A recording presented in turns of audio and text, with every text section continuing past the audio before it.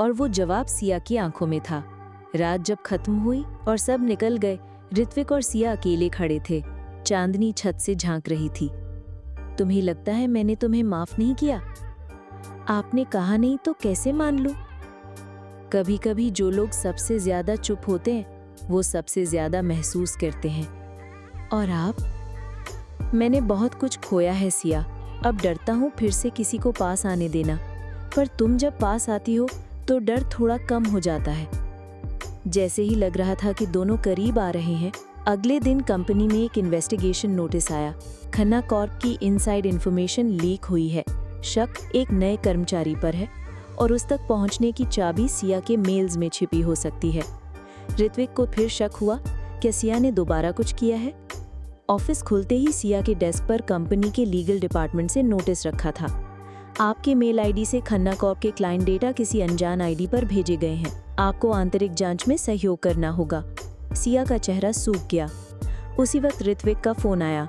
Miss Malhotra, my office now. Siya सामने बैठी थी और ऋत्विक का चेहरा सख्त। क्या तुम कुछ कहना चाहोगी? सर, मैंने कुछ नहीं किया, आप जानते हैं। मैं कुछ मान नहीं सकता सिया, मुझे सबूत चाहिए। तो आप मानते हैं कि मैंने डेटा लीक किया? ऋत्विक चुप रहा। वो चुप्पी ही सिया को चीर गई। शायद आप मुझे कभी जान ही नहीं पाए। सिया उठी और बाहर चली गई। आंखें गीली थीं पर चाल मजबूत। प्रियंका ने सब सुना और उसे यकीन नहीं हुआ। सिया ऐसा कर ही नहीं सकती, उसने विनय से कहा। विनय बोला, कुछ तो गड़बड़ है, वो मेल किसी के प्लान का हिस्सा है। और तभी एक नाम उभरा, राघव मेहरा, सिया का पुराना बॉयफ्रेंड जो हाल ही में उसी बिल्डिंग की एक दूसरी कंपनी में ज्वाइन हुआ था। राघव कभी सिया को भूल नहीं पाया था, प्रियंका ने कहा, और अब वो बदला ले रहा है। राघव की एंट्री किसी फिल्मी विलन की तरह हुई। सूट में चमकता, चाल में चालाकी। सिया कैफेटेरिया में बैठी थी जब उसके सामने आ गया। हाय सिया, पुराने दिन याद है? तुम यहाँ क्या कर रहे हो? मैं तो बस देख रहा था, वो लड़की जो मुझे छोड़ गई थी अब किसी सीईओ की आंखों से भी गिर गई है।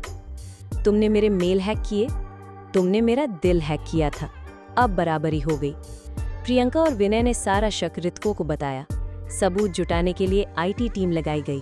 ऋत्विक ने कुछ नहीं कहा, बस चुपचाप अपनी कार निकाली और राघव के ऑफिस पहुंच गया। मिस मल्होत्रा की मेल आईडी से भेजा गया मेल तुम्हारे सिस्टम से ओपन हुआ, एक्सप्लेन। राघव हंसा। सुनो, तुम्हारा प्यार इतना नाइव है कि पासवर्ड भी मल्होत्रा 123 था। क्या करूं, टेम्पटेशन रोक नहीं पाया।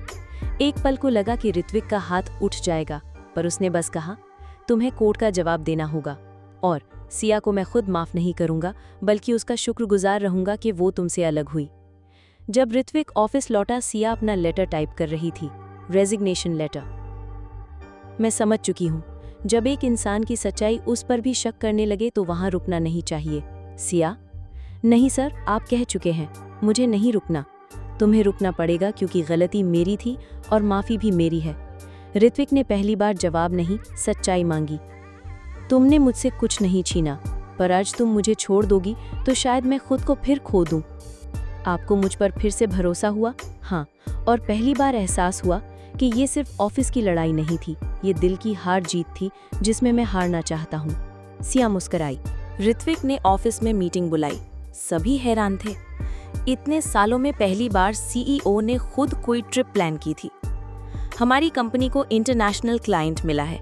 इस डील को मनाने के लिए हम 3 दिन की टीम रिट्रीट पर जा रहे हैं, मसूरी। सबने तालियां बजाईं। सिया चुप थी, लेकिन उसकी आंखों में हल्की सी चमक थी। ऋत्विक की निगाहें सिर्फ उसी पर थीं। रिट्रीट से एक दिन पहले अदिति ने ऋत्विक को कॉफी पर बुलाया। मैंने सुना तुम सिया को ट्रिप पर लेकर जा रहे हो। वो मेरी टीम का हिस्सा है अदिति, या तुम्हारे दिल का? ऋत्विक चुप रहा।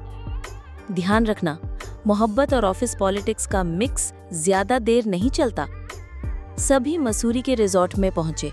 पहाड़, ठंडी हवा और दूर दूर तक फैली खामोशी। ऋत्विक और सिया के कमरे आमने सामने थे। हर पल, हर नजर एक खिंचाव बढ़ा रही थी। शाम को बॉनफायर था। सिया अकेली बैठी थी और ऋत्विक उसके पास आया। तुम ठीक हो? पहाड़ों में कौन ठीक नहीं होता? तो चलो एक वॉक करते हैं। रात के अंधेरे में दोनों साथ चल रहे थे। पेड़ों की छांव, हवा की सरसराहट और दो दिलों की धड़कन। आप इतने बदल क्यों गए हैं? शायद क्योंकि तुमने मुझे बदल दिया।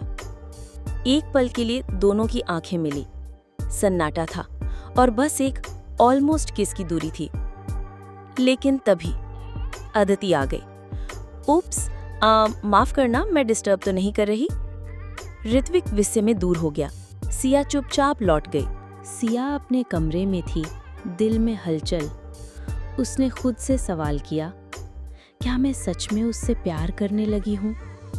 उधर ऋत्विक अपनी बालकनी में खड़ा था, सोचता रहा, मुझे उससे डर क्यों नहीं लगता, जबकि हर रिश्ते से डरता हूँ। अगले दिन ट्रैकिंग के लिए सभी निकले। रास्ता मुश्किल था, लेकिन सिया सबसे आगे थी। एक मोड़ पर उसका पैर फिसल गया और वो गिर गई।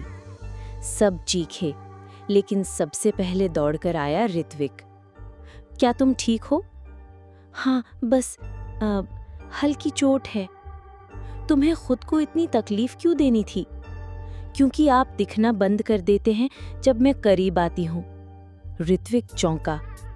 सिया की आंखों में नमी थी, पर शब्दों में ताकत। रात को सिया बालकनी में बैठी थी, चुपचाप। ऋत्विक पास आया और बोला, तुमने जो कहा वो सही था। मैं डरता हूँ, किसी को पास आने देना, किसी से जुड़ना, फिर से टूटना। लेकिन तुम्हारे साथ मैं खुद को थोड़ा कम अकेला पाता हूँ। तो क्या आप तैयार हैं मुझे करीब आने देने के लिए? ऋत्विक ने उसका हाथ थामा और पहली बार बिना शब्दों के उनके बीच मोहब्बत की पहली परछाई उतर आई। मसूरी ट्रिप से लौटे हुए 2 दिन हो चुके थे। ऑफिस वही था, डेस्क वही थे, पर अब सिया और ऋत्विक की आंखों में एक अलग सी रोशनी थी।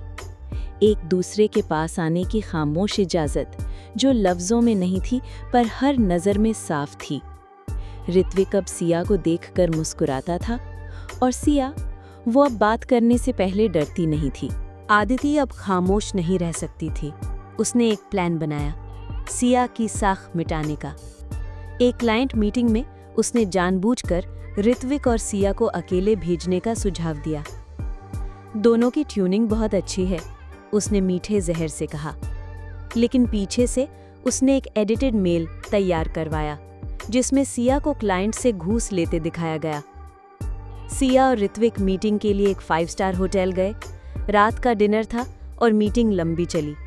सिया खिड़की के पास खड़ी थी और ऋत्विक ने कहा, तुम जानती हो, जब तुम पहली बार आई थी ऑफिस में तो मुझे लगा तुम सबसे बड़ी मुश्किल बनोगी, और अब लगता है तुम मेरी जिंदगी की सबसे जरूरी चीज हो। सिया ने चुपचाप उसकी तरफ देखा। क्या ये इकरार है? शायद हाँ, पर मैं अभी भी डरता हूँ। मैं नहीं डरती। और पहली बार ऋत्विक ने सिया का हाथ अपने दिल पर रखा। अगले दिन एक मेल पूरे ऑफिस में वायरल हो गया। Subject, unethical behaviour, miss Siya Malhotra. Content, proof of receiving benefits from clients in exchange for personal favors। Ritwik ने जैसे ही वो मेल देखा, उसका चेहरा सफेद पड़ गया।